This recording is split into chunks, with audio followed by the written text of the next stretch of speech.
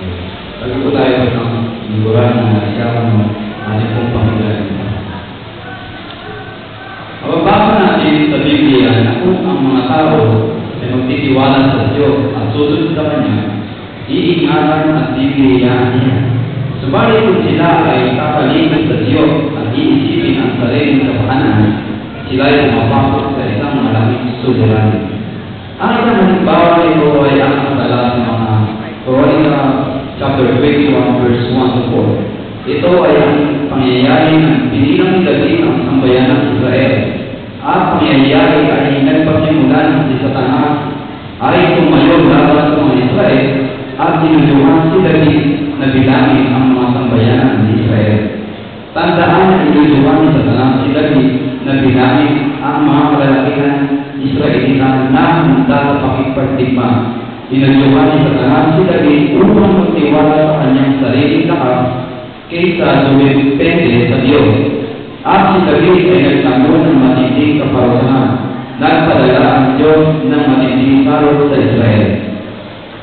Kapag tayo ay nakaharap sa matinding suliranin sa pananalapi, si Satanas ay naghanda po sulit tayo na magtiwala sa ating sarili kaysa sa Diyos.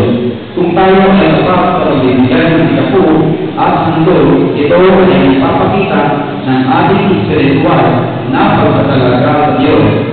Ito ay isang mahalagang aspeto ng espiritual na gawain bilang isang Kristiyano.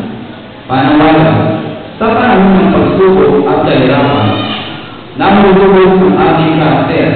Ipakita natin sa Diyos ang ating pagtitiwala sa Kanya, panghawakan natin ang mga pangako ng Diyos sa pamamagitan ng pagbabalik ng ating ikapu at handol sa Kanya. Maraming po ang tingin ng mga jaman.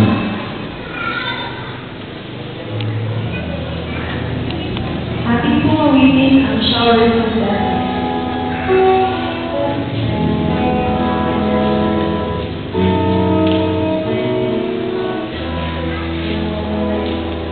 There shall be showers of blessing, peace and promise of love.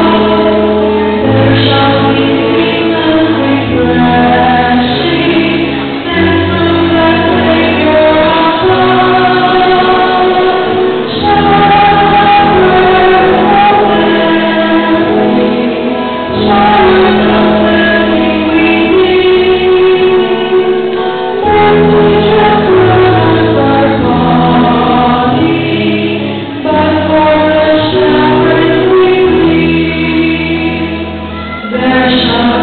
showers of blessing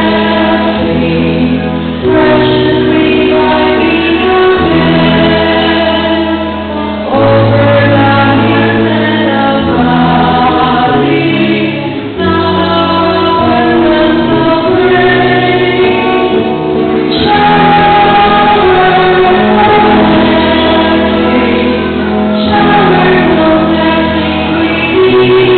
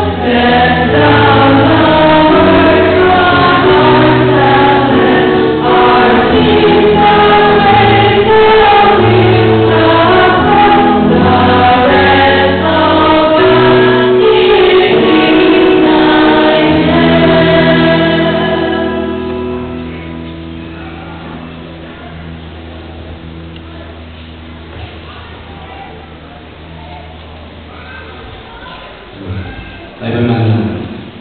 Ang banal na nasa langit, muli po Ama, papasalamat po kami sa araw ng Sabat na po. Sa buong isang linggo muli Ama na kami po ay ingatan, inilayo Panginoon sa lahat ng kapamakan na pinagkalooban ng mabuting kalusugan. Salamat po Panginoon sa patuloy ng pagbibigay ng mga pagkapalang ito. Ganun din po Ama sa ikapuat handog na muli ay aming ibinabalik sa iyo at inyong pagpalain upang sa ikatatapos ng mga gawain dito sa sanlibutan upang kami po Panginoon ay yun na pong madala niya sa bayan ng nila. Salamat po Ama sa patuloy na po sa pakikinig sa aming panalangin. Ito'y aming hinihiling sa pangalan po ni Jesus. Amen.